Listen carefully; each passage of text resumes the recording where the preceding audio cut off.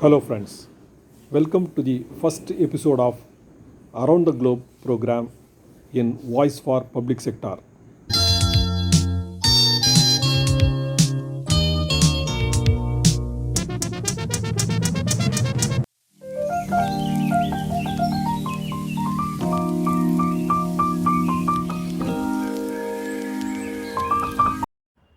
My dear comrades, Voice for Public Sector weekly series on global matters is coming out with a weekly performance of what is happening in and around the world. Today, we are discussing about Afghanistan and its developments and its impact on our country. Afghanistan is a country with ancient history. It has a unique geographical and strategic position in the history of Asia. Alexander the Great, Genghis Khan, and soldiers of Nadir Shah conquered the country. The borders of Afghanistan are Russia, China, Iran, Pakistan, and India.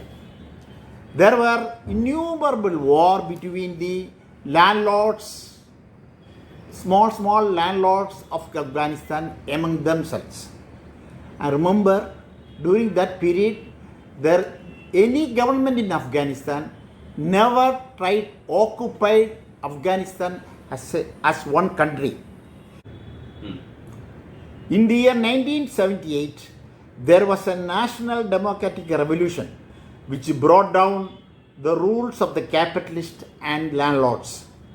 The country's social and economic development was extremely low.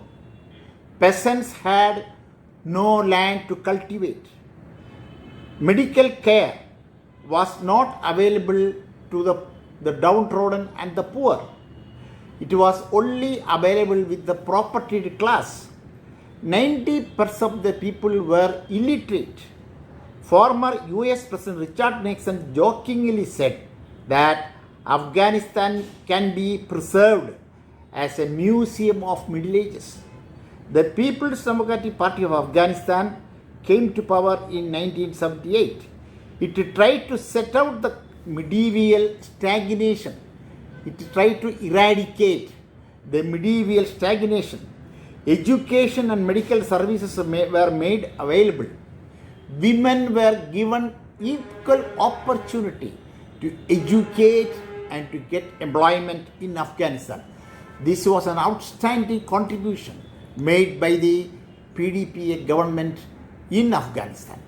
This activity of the government irritated the obscurantist fundamentalist forces of Afghanistan, and they all joined together with the help of CIA of America to destabilize the PDPA government. There were about 100 opposition parties in Afghanistan. Majority of them were religious fanatics and obscurantist forces. The CIA helped these forces to subvert the PDPA government. That is the activity of a CIA in the world all along.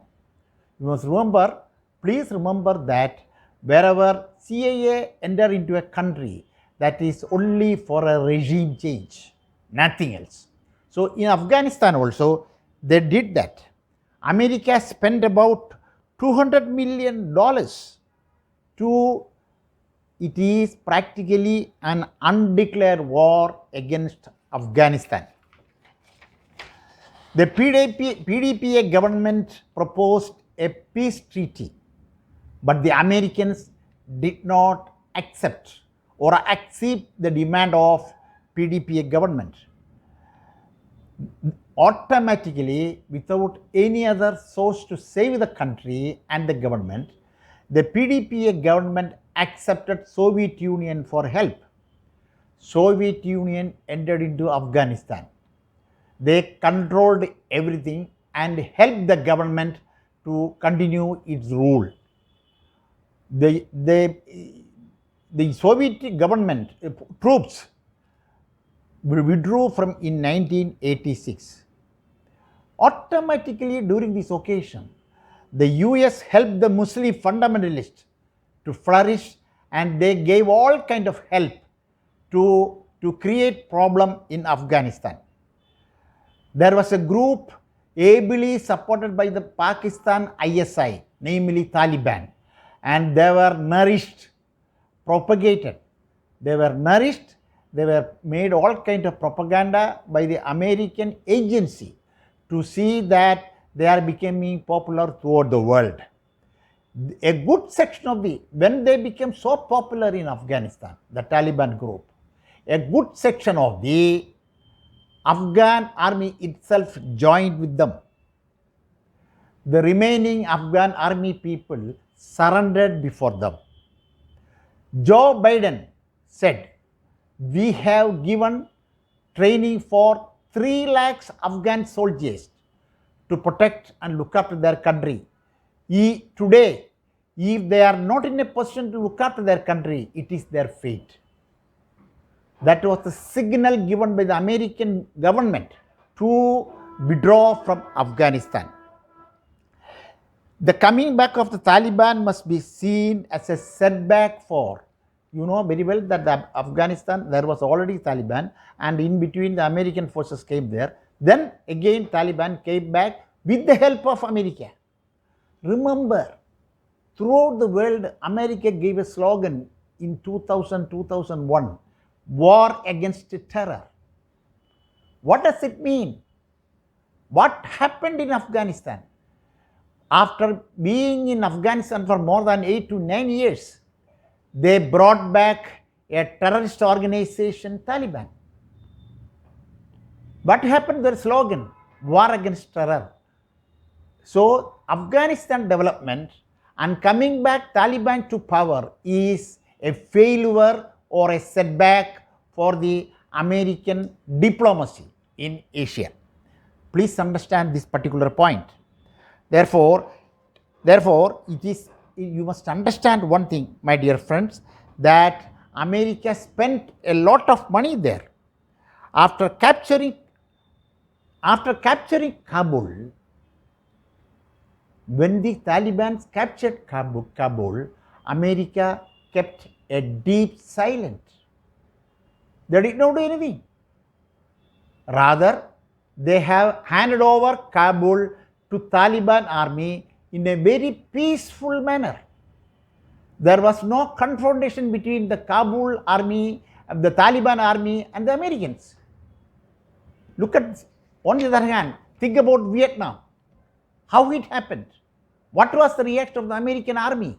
But here, the American army slowly but consistently handed over the authority of Kabul to Taliban. Remember, Taliban people this time have changed a lot. They have changed a lot. When Taliban came back to power in Afghanistan, there were lot of protests from different parts of that country, especially between the Afghanistan-Pakistan border. You know who are all the people who participate in the struggle, protest? Women, large number of women, Muslim women, large number of children, and the working people. They protested. Where did they get this power to protest against the Taliban communal government? Because throughout the world today, there is a fight, struggle, propaganda going on against communal forces on a world level.